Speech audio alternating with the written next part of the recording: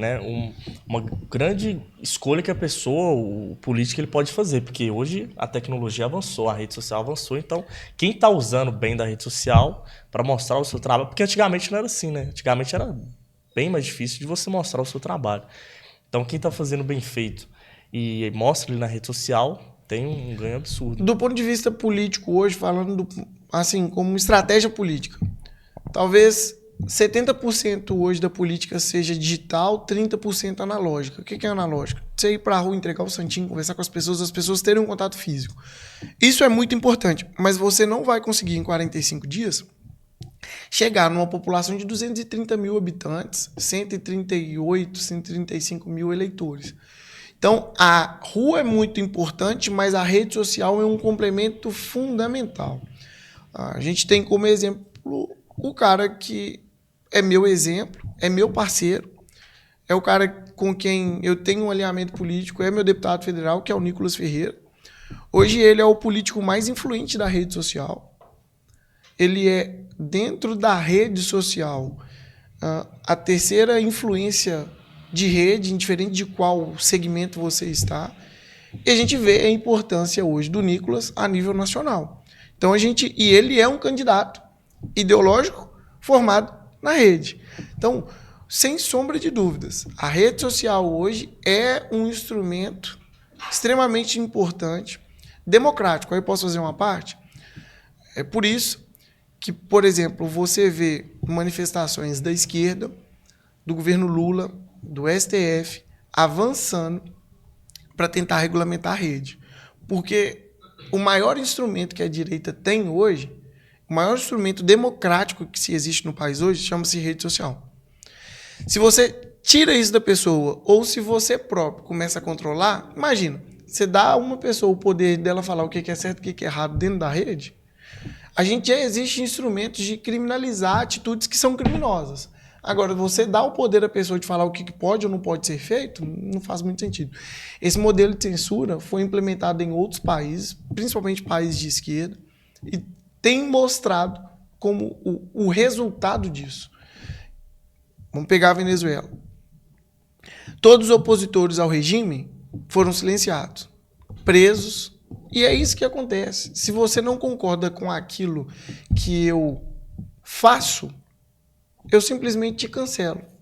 Isso foi criado por Gramsci, de uma sociedade horizontal em que todo mundo está enquadrado nesse pensamento.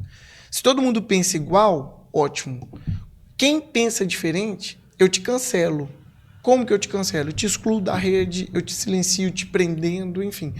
Essa é uma cultura e uma agenda da esquerda que tem avançado porque a direita sabe usar bem a rede social. Se você pegar os grandes exemplos, os grandes cases, assim, os grandes caras da rede hoje, são todos caras da direita. A esquerda não está sabendo ocupar esse espaço, por mais que durante muito tempo eles ocuparam muito bem a dominação da cultura. E aí a gente entra num outro ponto, meu, inclusive, do Nicolas. Cara, nós como representantes da população de direita, a gente precisa ocupar espaços que eles estavam ocupando. Tem que falar de cultura, tem que falar de várias coisas que eles falavam antes, que era inimaginável um cara de direita falar, mas tem que falar. Como eu disse no início, tem gente hoje no nosso país que não tem saneamento básico em casa. Porque que adianta de falar de liberdade para o cara se o cara não tem a rede de esgoto na casa dele? Inclusive, aqui na cidade, na rua lá de casa, não tem saneamento básico ainda. Olha só para você ver. Então, eu pago imposto que eu vou te falar a verdade. Olha só para você ver. Eu, Matheus, enquanto vereador, tenho uma briga ferrenha com a Copasa. Inclusive, até falei sobre isso. Nós ganhamos uma ação agora com a Copasa de abrir a caixa preta da Copasa mesmo. Porque, olha só, nos últimos 5 anos a Copasa lucrou demais. Mas quanto que ela de fato investiu na nossa cidade? Não tem, ela não tem esse dado. Eu quero saber, e aí a justiça condenou ela agora para que ela de fato explique. Porque é muito fácil. Recurso de manutenção é uma coisa, investimento é outra coisa.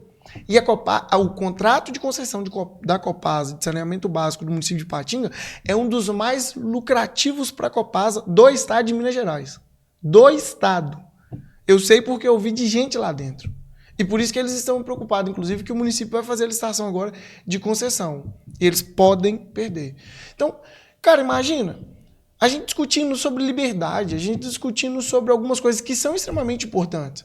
Nós que temos uma, vamos dizer assim, a gente estudou um pouco, conheceu, a gente entende como isso é importante. Mas, cara, a gente está falando de um negócio simples. Na sua rua não tem saneamento básico. Como assim você parar para pensar que hoje, em pleno 2025, nós ainda temos problema de captação de esgoto e tratamento disso.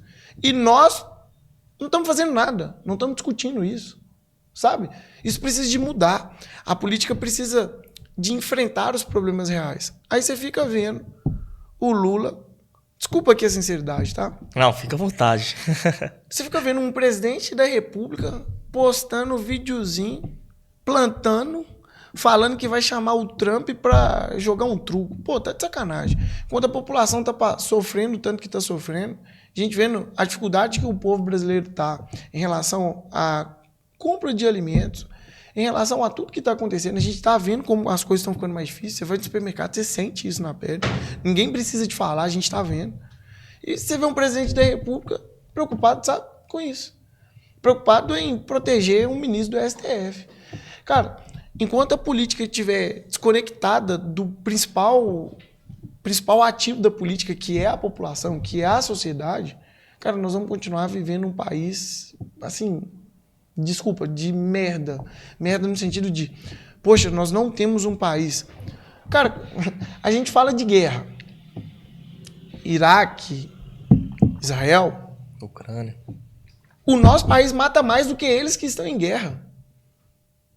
Ontem foi assassinada uma mulher em Ipatinga em situação de rua. O nosso país, nós aprovamos, nós não, né? A esquerda aprovou lá atrás o Estatuto de Desarmamento. Cara, isso foi ótimo pro vagabundo. Porque o cidadão de bem entregou a arma. E o vagabundo, você acha que o cara lá do alto do morro, comandante do tráfico, você acha que ele foi lá, minha arma aqui. Então, assim, nós precisamos discutir política séria. Nós precisamos de preocupar com a realidade da sociedade, de enfrentar os problemas de verdade. Aí você vê o Lula com a Janja indo para a Europa para gastar num hotel. Muita grana, cara. Pô, então, assim, essa desconexão da realidade, sabe? Desconexão da sociedade, desconexão do sentimento da sociedade, desconexão da necessidade da sociedade, traduz essa revolta popular de falar assim, cara, político é tudo igual. Você não tem medo, por exemplo, de bater de frente com os grandes? Por exemplo, você deu um exemplo da Copasa aí, que a gente sabe que é uma empresa, vamos dizer assim, na verdade, é algo grande aqui da nossa cidade. Você não tem medo? Você acha que isso não possa influenciar de forma ruim pro seu mandato, enfim? Cara, eu ouvi isso, eu não lembro de quem. E tem uma frase sobre isso também. A política não é lugar de covarde. O cara que se posicionar sendo político, estando lá, e querer se esconder estando no mandato, ele está no lugar errado e ele está sendo um estelionatário com o eleitor. Eu me posicionei, eu falei que seria candidato, eu falei que eu iria me posicionar para ser um cara que representava os anseios da sociedade. Medo não, mas eu nunca duvido ou nunca subestimo o meu inimigo. De fato, a Copasa representa interesses econômicos muito grandes. Ela é uma empresa do Estado, representa diversos interesses, cargos comissionados, pessoas que têm interesse direto nessa operação. Fácil não é. Perseguido, eu sou. Mas eu não entrei nisso para me esconder atrás de uma mesa e ficar só assinando papel. Se for para ser assim, eu prefiro nem ser. E foi essa conversa que eu tive com Deus no dia que eu falei assim, Jesus, fui no monte, apresentei para Deus, falei assim, Deus, eu estou entrando nisso. A minha proposta, Deus, é essa. Vou colocar nas suas mãos. Se for para eu ser, que aconteça da melhor forma possível. Mas se não for para eu ser também, me tira disso, que nunca mais aconteça, que nem registrar minha candidatura eu registre. Mas se for para ser, Deus, que o Senhor me dê estrutura e instrumento para eu poder executar aquilo que eu defendo e acredito. Pô, eu tô cansado de ver, assim, coisas na nossa cidade. Vou pegar um exemplo. Eu sou autor da lei que criou a internação involuntária dos dependentes químicos em situação de rua. O tanto que eu apanhei, eu sou recordista de moção de repúdio em Ipatinga. Sindiúti, Sindicerp, CUT, PT, PSOL, fizeram uma moção de repúdio sobre a minha lei. Sabe o que isso me preocupa? Zero. Zero. Sabe por quê? A mulher que foi esfaqueada ontem, que era uma moradora de rua, morreu. O sangue dela não está nas minhas mãos. Porque eu estou buscando tratamento, cuidado, apoio para essas pessoas. Então, é delicado? É. Por exemplo, eu fiz uma audiência pública para tratar sobre essa lei. Eu não sei quem, que eu não posso provar, mas levaram um ônibus com moradores em situação de rua para dentro da audiência, dentro da Câmara. Os caras começaram a me xingar. Os caras falaram que me conheciam, que sabiam onde eu estava, o que eles iam fazer comigo. Isso me intimida? Não, mas eu também não brinco. Eu não vou dar mole, virar as costas e achar que isso é normal. Mas é uma guerra.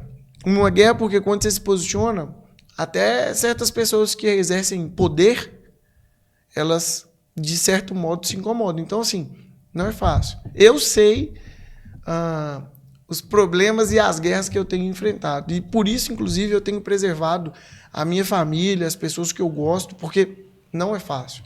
Não é fácil. Minha avó, a avó Dora, fala assim comigo: ô, meu filho, não arruma briga, não. Caso confusão, não. Não fica bem. Aí eu falo com ela: ô, vó Dora, eu não vou brigar, não, pode ficar em paz. Aí vem alguma coisa, rede social, a avó Dora sabe mexer na internet, em tudo. Aí começam os comentários. Briga, alguém xingando, falando que é um absurdo, não sei o que e tal. Aí ela vê tudo. Aí ela me liga: ô, meu filho, eu falei com você. Não faz isso, não. Não, vó Dora, tá acabando, preocupa não. Mas assim, não tem jeito, cara. Eu escolhi isso. Eu entreguei nas mãos de Deus e falei com Deus: Deus, me dê proteção, me guarda, e eu não vou parar. É o que